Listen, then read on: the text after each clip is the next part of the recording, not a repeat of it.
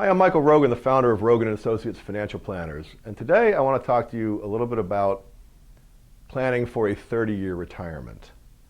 We meet with a lot of folks today that are well-versed in the old rules of how to invest for retirement that don't necessarily apply. The old rules would be your parents would retire, they'd have a pension, they'd have Social Security, and their life expectancy gave them maybe 10 years after they retired at age 65.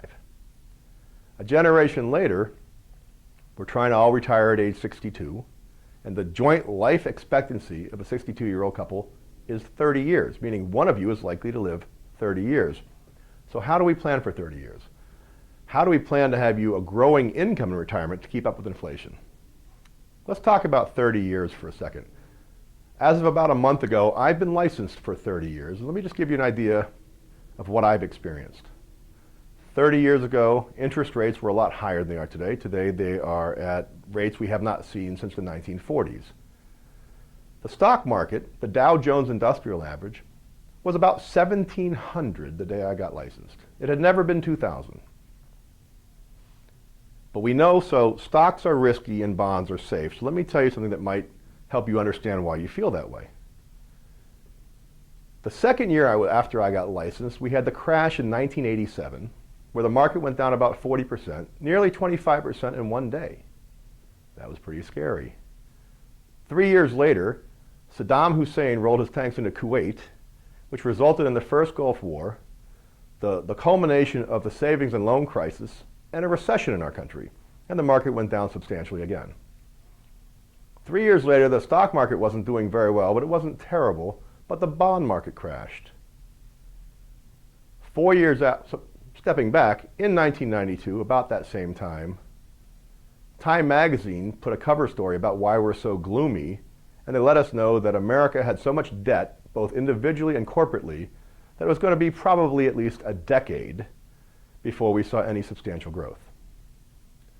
About 4 years later, the world's largest hedge fund melted down and defaulted, as Russia defaulted on their debt, and so did many Asian countries. They called it the Asian contagion.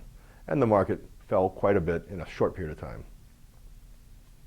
2 years after that, we started the beginning of the dot-com bubble busting, starting a period over 2.5 years where the market declined nearly in half, in the middle of which time we had a terrorist attack in New York and in Washington and in Pennsylvania. And we had several corporate scandals, Enron, WorldCom, and several others. Subsequent to that, we only had about a 5-year recovery, which the media would like you to know was a fraudulent recovery based on fake home prices, resulting in the real estate crisis and the financial crisis, a time when the market went down almost 58%.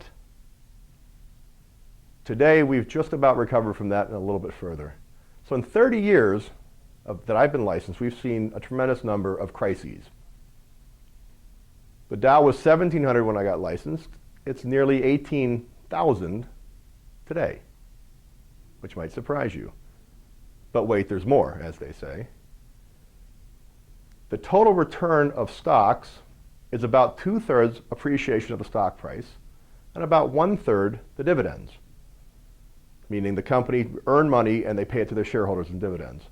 If you had reinvested those dividends, much as you would in your retirement accounts, etc., and you had an index marking just exactly like the Dow, you'd have seen the Dow go from 1,700 to 42,000 during the time that we had all of those different crises.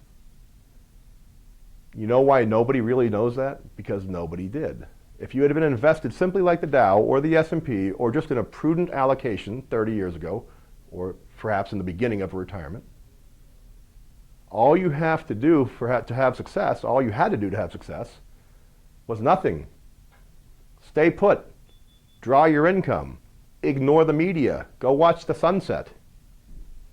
But nobody you know did. So when I give you those numbers, it seems fantastical because it just is out of reach. Almost always what you need to do is nothing.